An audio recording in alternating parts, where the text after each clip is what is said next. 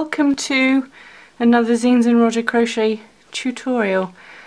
I've been asked to make a tutorial showing you how I make my rainbow edged granny square.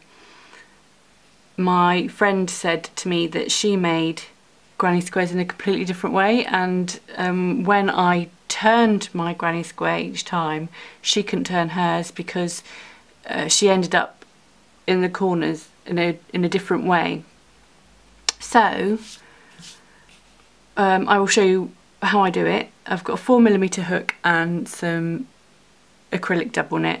So the first thing I do is a slip knot, and then chain 4,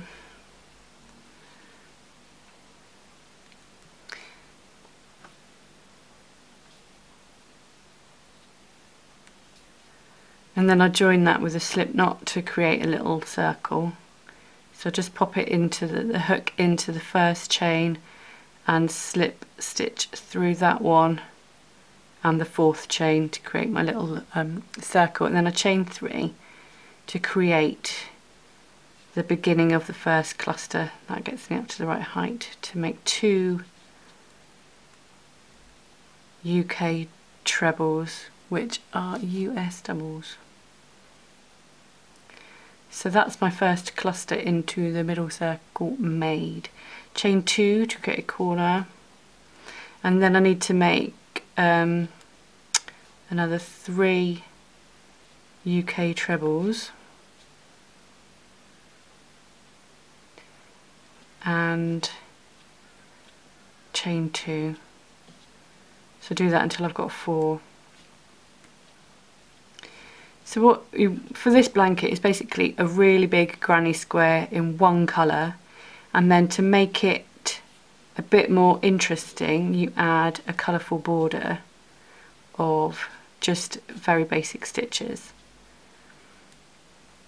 So once you get to this point where you have 1, 2, 3, 4 clusters, you can pull the bit of yarn where you've got your slip knot, pull it a bit tighter so that that's all nice and neat and tidy. And then what you want to do to join this little square is to yarn over and then make a stitch into the top of the first 3 chains you made at the beginning. So you just go in to the top chain, then you yarn over, and then you're sort of making a half treble into that space to create the square. And that means that you can neatly turn your square and then start the next round. By turning, it means that you don't get a twist on your square, because the bigger your squares go, if you were to work around and around facing always one way, the square ends up having a twist. So by turning it each row, you stop that twist from happening.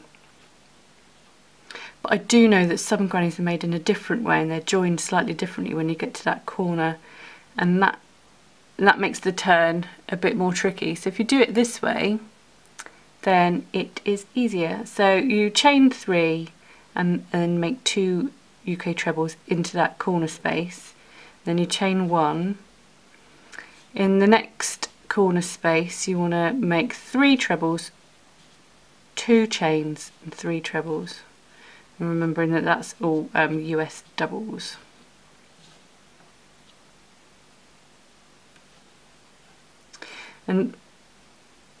And then you're just making clusters all the way around, remembering to chain 1 in between each cluster. So at the next corner space, and we do the same, 3 trebles, 2 chains and 3 trebles.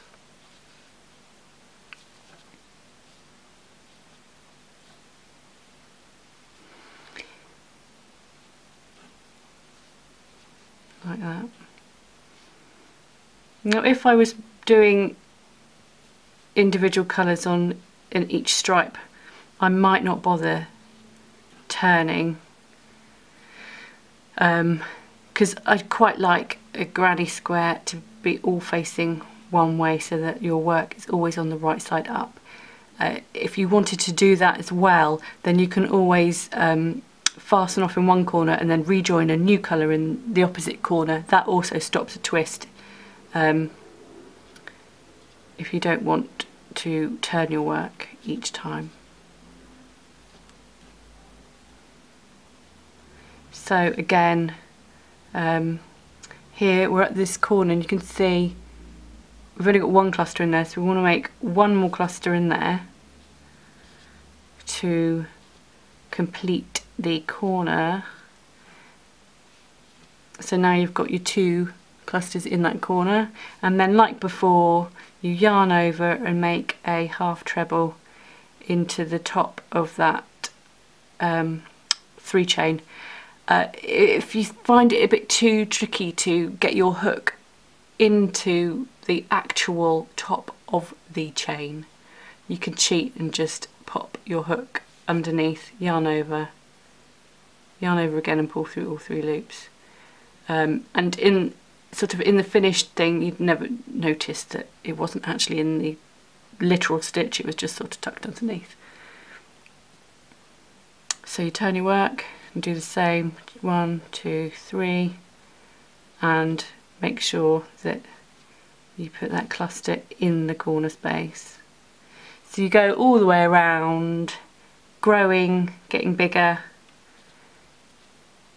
and then it doesn't matter how big you go, your square won't have a twist.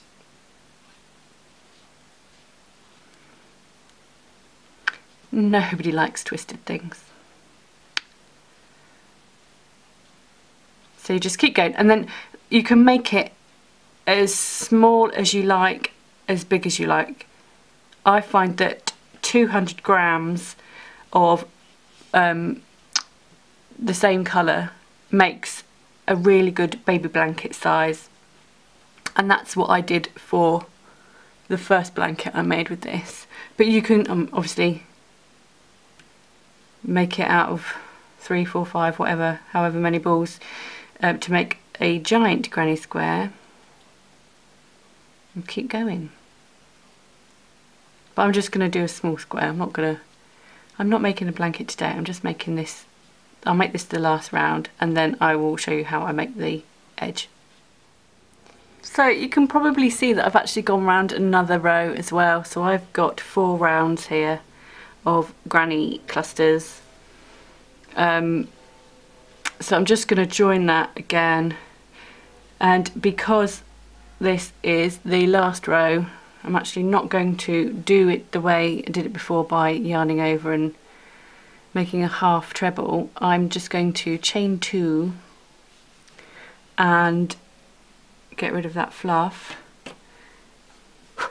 and make a slip stitch into the top of the 3 chain thing, and I am going to do it properly this time rather than just poking it in the gap between, because you want it to be secure. Not that it wouldn't be secured like the other way. So snip, and then so you've made a slip stitch, slip and pull through to fasten off. Yoink. So that is your granny square. I'm assuming yours will be a blanket and it will be much bigger, but I'm now really interested to see what a small version looks like. So to make the border, attach your chosen colour. I like to attach it by making a slip knot, and then any corner going in and slip stitching it through to join, and chain 3 and make just 1 treble in the corner. And whilst you do this, you can also crochet over that end, so you don't have to sew in that end afterwards. So you just go along making trebles into each stitch along, and that is pretty much it. It is so simple. In the chain spaces, I mean, you can, if you want to, just go under like that, but I think it does make it look a little bit neater if you do go underneath the chain, the top two bars of your chain, and then leaving the bump behind underneath. I'm not sure that's the right technical term to use, but and then you go all the way along.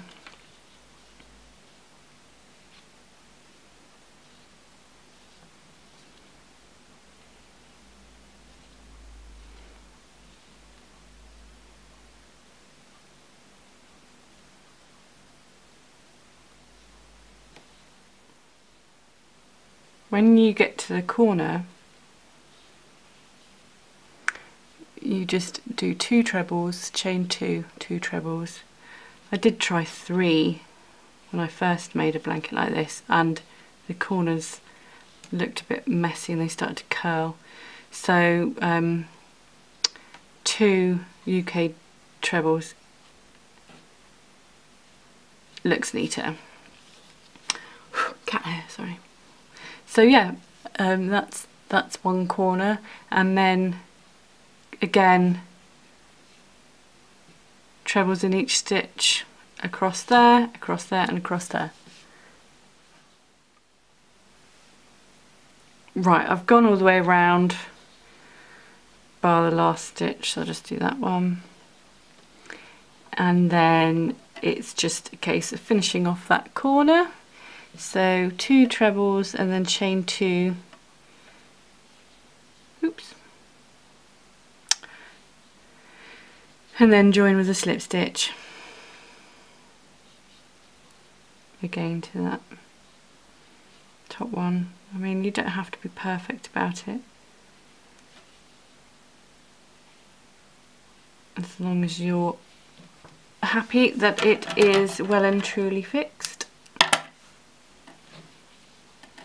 And then for the next colour, which will be this colour, do the same as you did before, so slip knot and then join, and I'm going to join in the opposite corner because that will prevent the twist, certainly if it was much bigger.